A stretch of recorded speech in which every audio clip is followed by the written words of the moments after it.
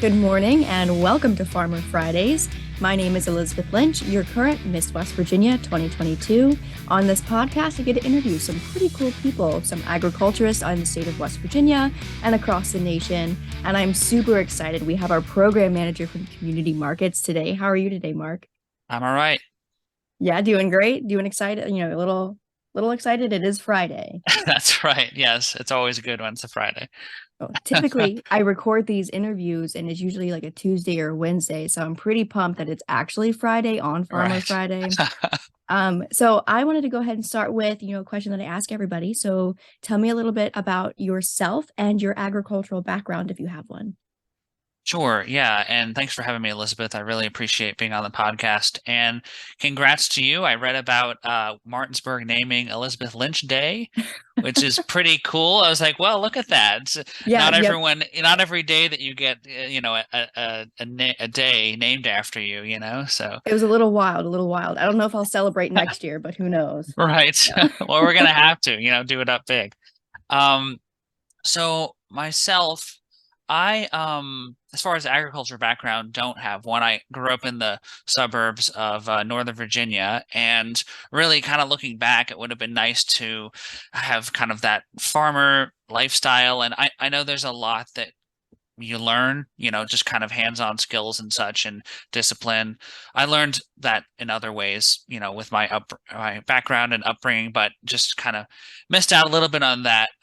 But my background really is more with nonprofits and with the state of West Virginia, so they kind of go hand in hand. I got involved with Habitat for Humanity, kind of in the eastern part of the state in Greenbrier, Pocahontas County, and Pendleton counties, about 10 years ago. And it was a Habitat for Humanity position. So, sorry, it was an AmeriCorps position through Habitat for Okay. Humanity.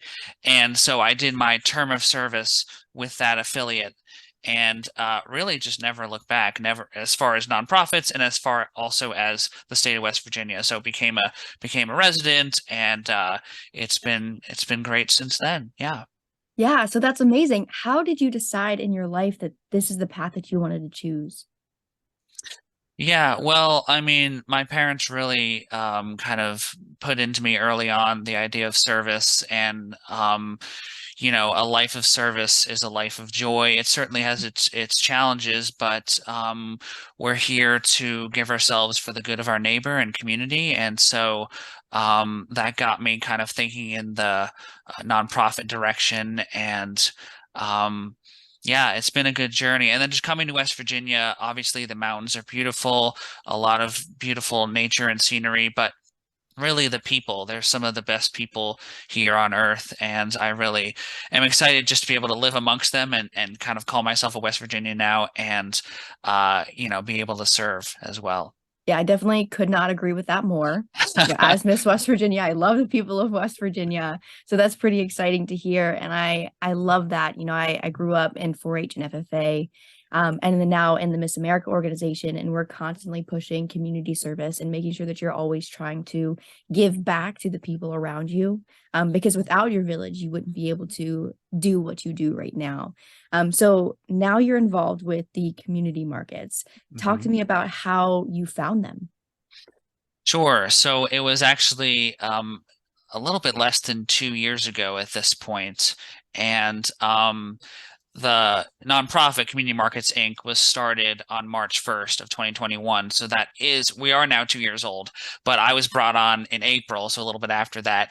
And I knew the founder and the president, so he kind of knew my nonprofit background, knew I was looking for kind of something to sink my teeth into and really take on. And so he brought me on board, and really his vision, so he has a small IT company. That's kind of where he works, is the IT industry.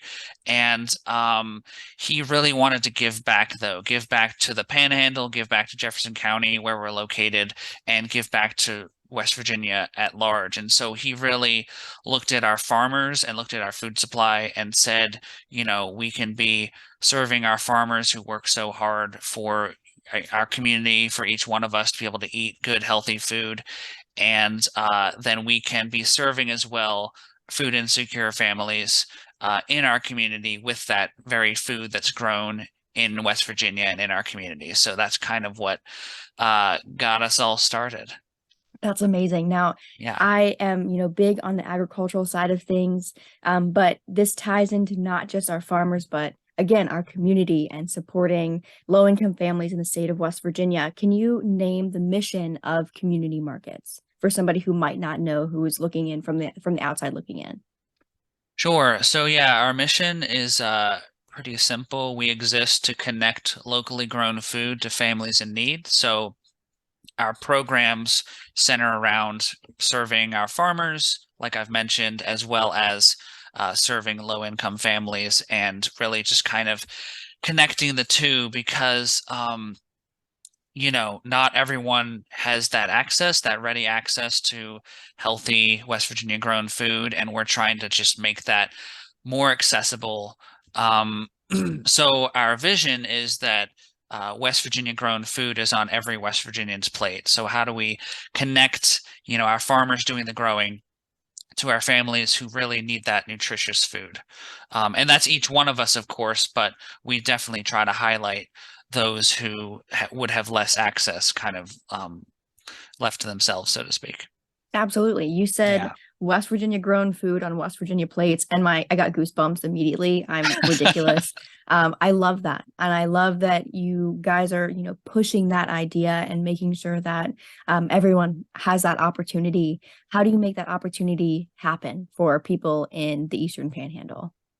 So we have a few programs, but one of them I can talk about that we've gotten started here is the food box giveaway program. So any sort of donations or funding that we're able to bring to this program, we then take that money, we'll go to the local farmers that we work with, purchase from them at a good price to help them be able to continue and grow their own business and be able to grow more.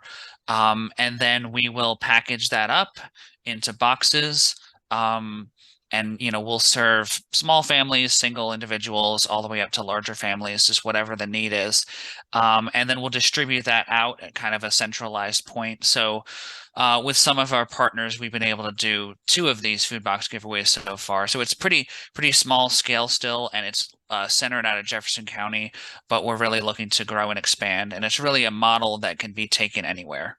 Right, absolutely. Now, something that I did want to ask is if somebody wants to donate non-perishable food items, how can they do that? Do you have a set list that you'd prefer people, look at? And then how can people access that list if you do have something like that? Yeah, so that can be accessed on our website. We do have a list, and actually, I think I need to put that on the website, but it's certainly accessible if you contact me. But yeah, and then you're always welcome to drop things off here at the office. And so we're located at 203 South George Street. We're kind of in the heart of Charlestown.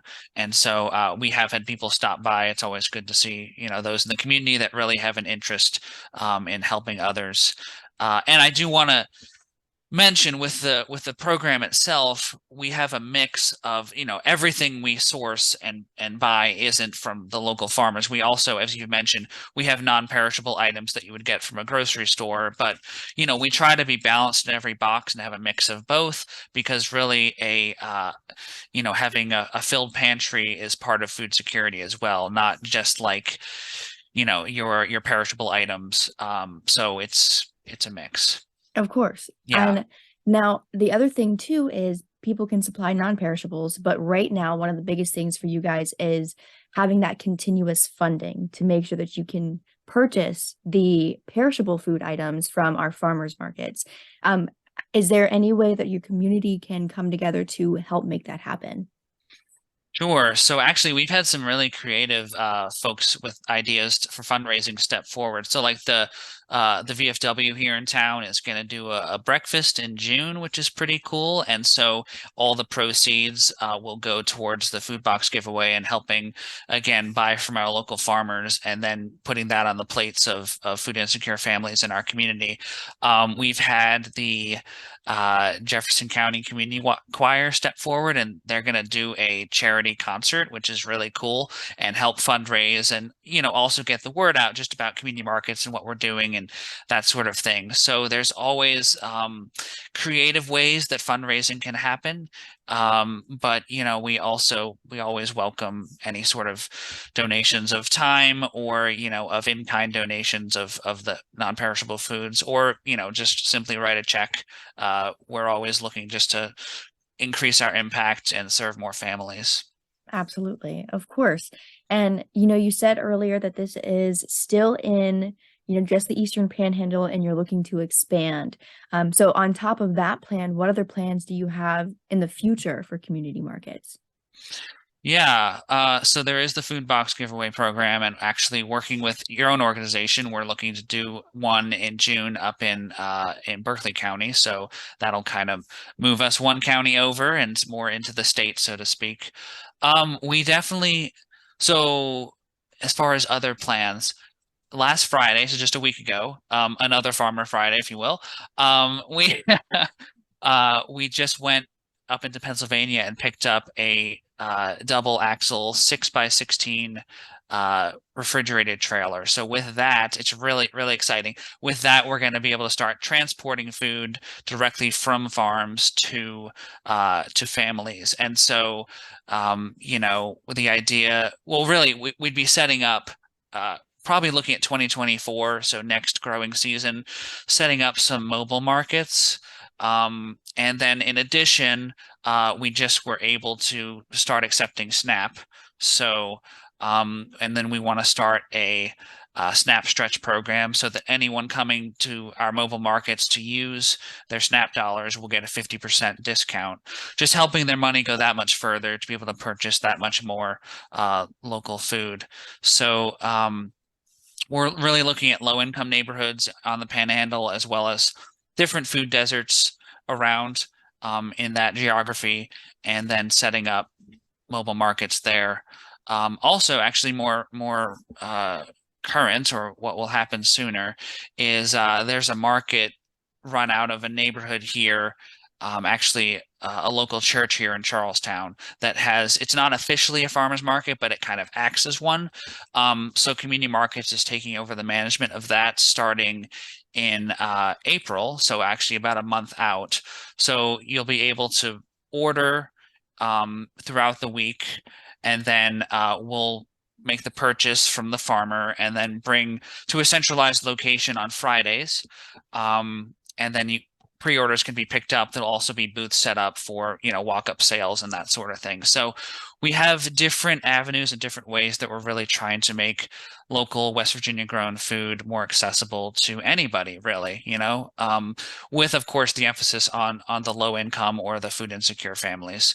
And really with this latest thing we're doing with SNAP users, really trying to serve them and put those SNAP funds back into our farmers' pockets. That's amazing. I love the idea that, you've got this huge future ahead of you in this organization.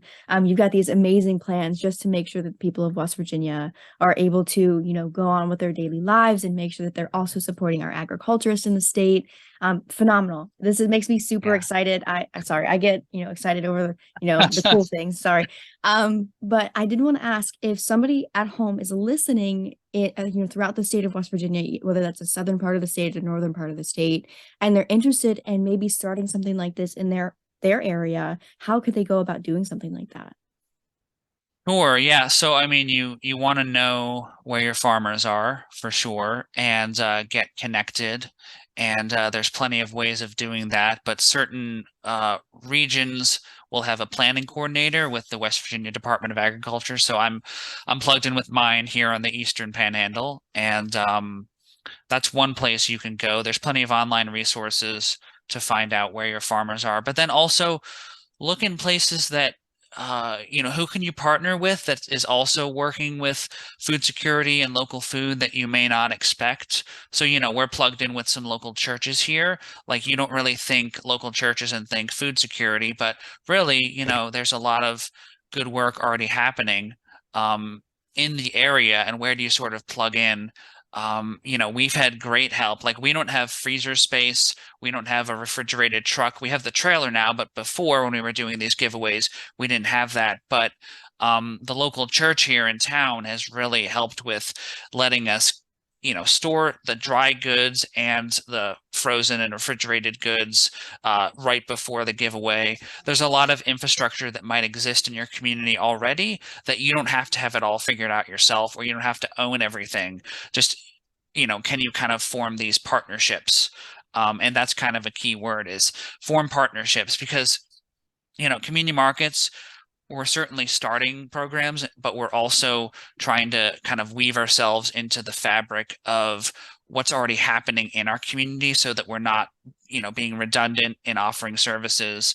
Um, we're trying to, the two things I usually say about community markets, we're trying to fill in the gaps where, there might be a lack of service for our low income families, or for farmers in the area. So where are those gaps that we can help as a nonprofit fill in?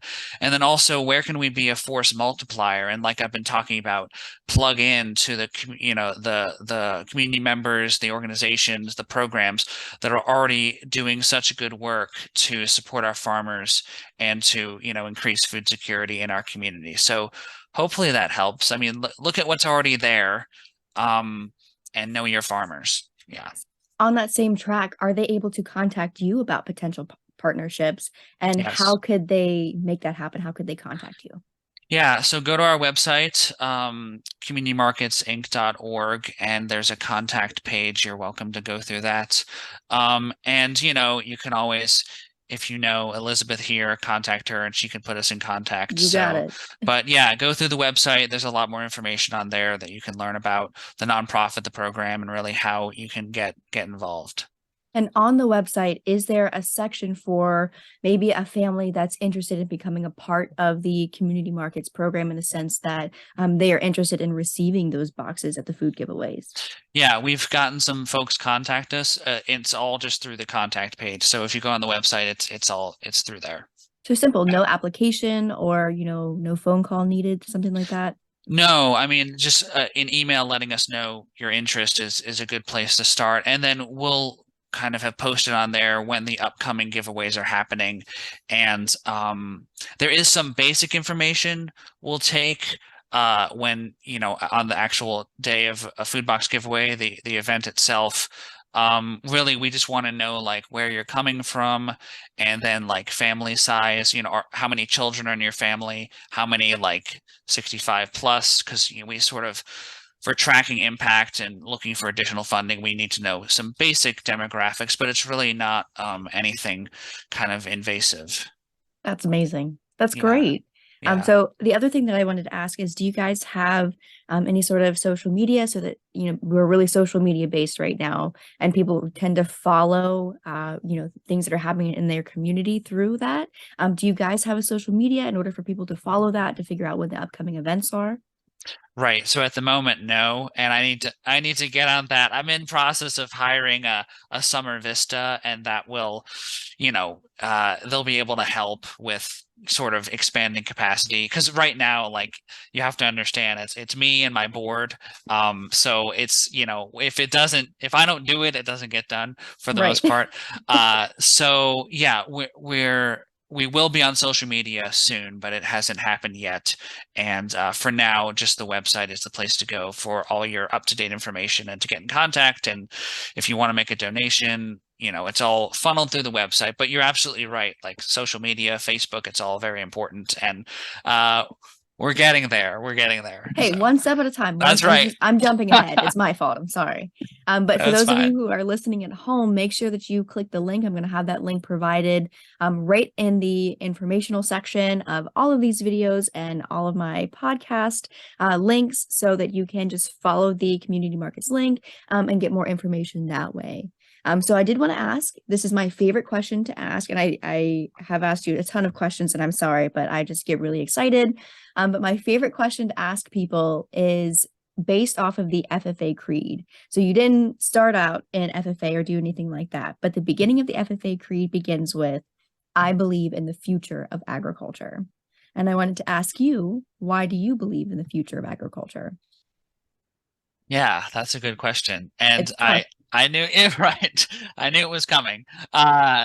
So yeah, when I look at I think we have a like a I don't know if generation is the right word, but the market right now, as far as people looking to buy, there really is a lot more of an emphasis now than there maybe ever has been on local and on quality and on really where your food comes from, the idea of not wanting clean food, not wanting these, antibiotics and other things in the food itself. So I think there really is a shift in the way people think about what they're eating and what they're putting in their mouth, and that will lead them back to our farmers and supporting them and the kind of food that's being grown. So I can really see that as kind of a good trend. Um, and then also the understanding of, food is medicine. Like food is being connected to all these other sectors and it's not sort of in a silo, like food, it's a decision we make multiple times a day. So, starting with good, locally grown, healthy food that will affect our health. It'll bring wealth back into our communities and help with, community wealth building. Um, there are just so many ramifications of good, healthy, local food, and so that's really with how much it affects us each day. Um, that's why I believe in the future of agriculture. Tough question, but you answered that beautifully. Thank That was amazing. you. Well, guys, that is the end of our Farmer Friday. Thank you again for joining us and sharing your story, and then of course sharing the story of community markets. I do appreciate you taking the time to do so. Sure. Thanks, Elizabeth. I appreciate it. Yeah, of course. All right, guys, that's the end. As always, make sure you tune in next week to see who I might have for our Farmer Fridays. And then, like I always say, please thank your farmers.